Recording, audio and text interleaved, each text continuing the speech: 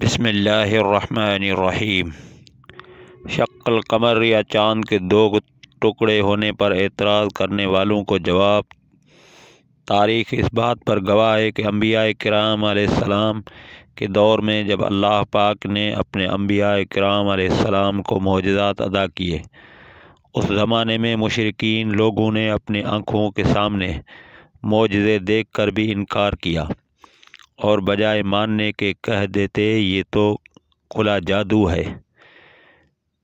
Video کی جانب بڑھنے سے پہلے ہمارے چینل اسلام وائس ٹی وی کو سبسکرائب کرنا اور بیل آئیکن پر کلک کرنا نہ بھولیں تاکہ ہر آنے والی لیٹسٹ اپڈیٹ آپ کو وقت پہ ملتی رہے۔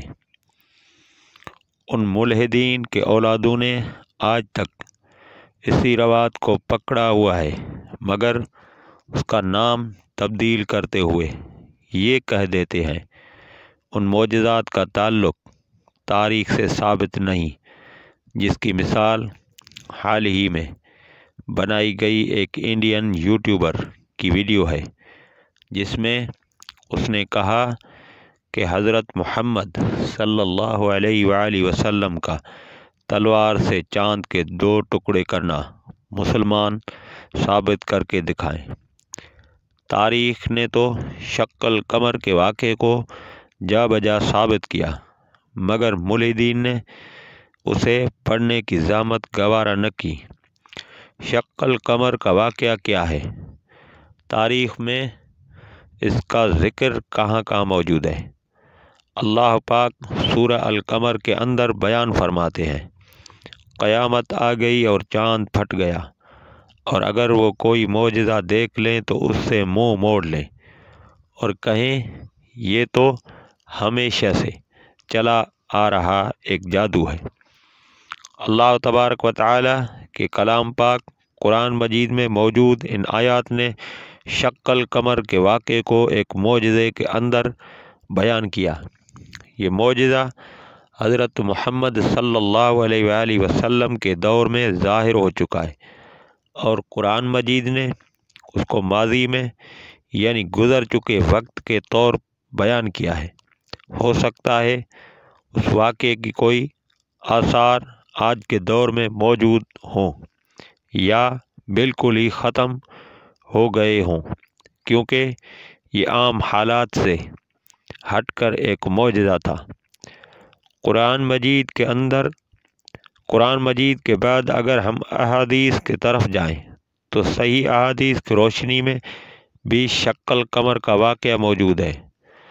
جلیل القدر صحابہ عبداللہ بن مسعود، جبیر بن موتم، عبداللہ بن عباس، انس بن مالک اور حذیفہ بن یمان نے اپنے آنکھوں سے دیکھنے کے بعد اس واقعے کو بیان کیا۔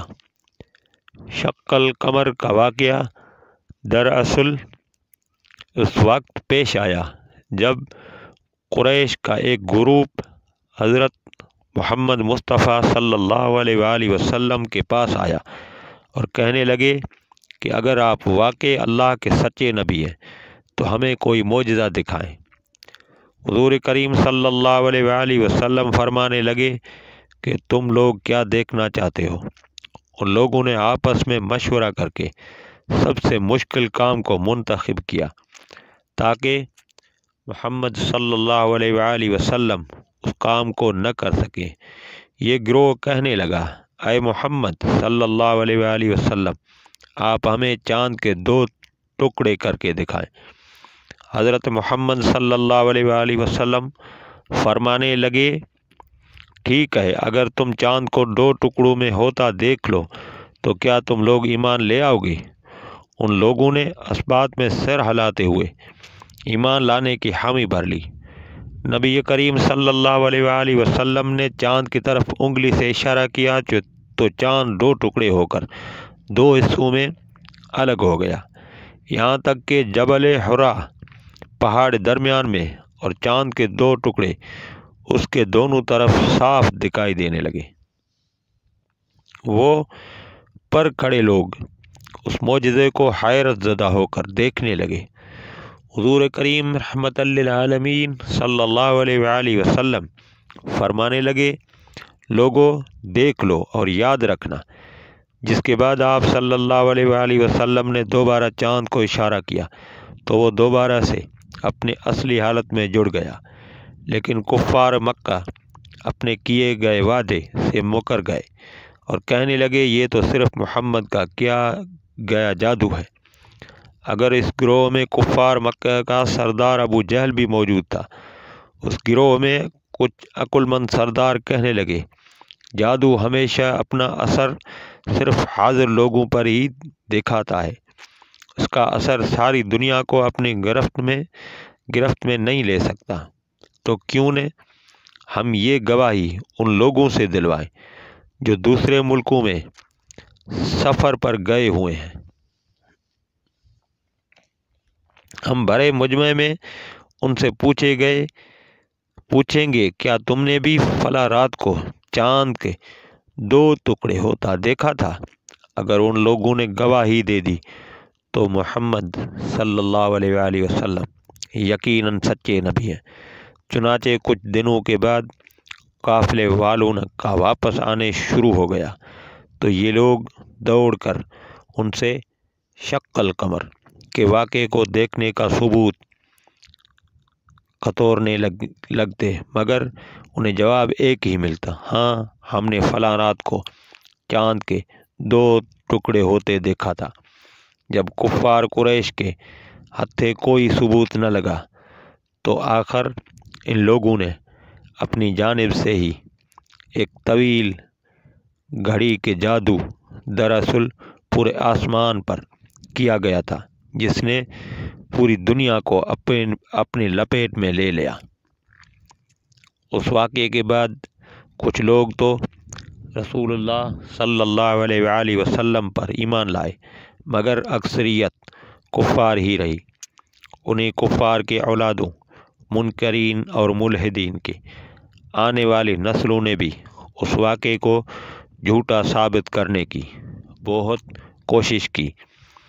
نکتہ ان ملحدین کا بھی یہی تھا جو ان کے آباء و اجداد نے چاند کے 2 ٹکڑے ہوتے ہوئے بھی دیکھ کر کہا تھا کہ اگر آج سے 1400 سال پہلے چاند کے 2 ٹکڑے ہوئے تھے تو اسے دوسرے شہروں میں کیوں نہیں دیکھا گیا، جس کا پہلا ثبوت تو حضور کریم صلی اللہ علیہ وآلہ وسلم کے سخت مخالف قریش مکے کے جو وہ قافلے والے جنہوں نے چاند کے 2 ٹکڑے ہوتا دیکھا کر اس بات کا اقرار کیا کہ ہاں ہم نے واقعی چاند کے 2 ٹکڑے ہوتے دیکھے تھے، جس کا ثبوت احادیث میں بھی موجود ہے۔ دوسرا یہ کہ ہر ذی شعور شخص اس بات سے آگاہ ہوگا کہ جب طلوع چاند کا وقت ہوتا ہے تو کئی ممالک میں دن کا وقت ہوتا ہے، یا آسمان پہ چھائے کالے گھٹا بادل چاند ستاروں کو اپنے پیچھے چھپا لیتے ہیں، لہذا اس وقت چاند کا شق ہونے کا منظر صرف انہی لوگوں نے دیکھا ہوگا جن کے ہاں رات ہوگی، آسمان صاف ہوگا اور وہ چاند کے جانب دیکھ رہے ہوں گے۔ جن دوسرے ممالک میں لوگوں نے شق القمر کے اس واقعے کو دیکھا تو انہوں نے اس واقعے کی نہ صرف گواہی دی بلکہ اسے دستاویزات میں بھی محفوظ کر لیا تھا، جس میں سب سے سرفہرست ہندوستان تھا۔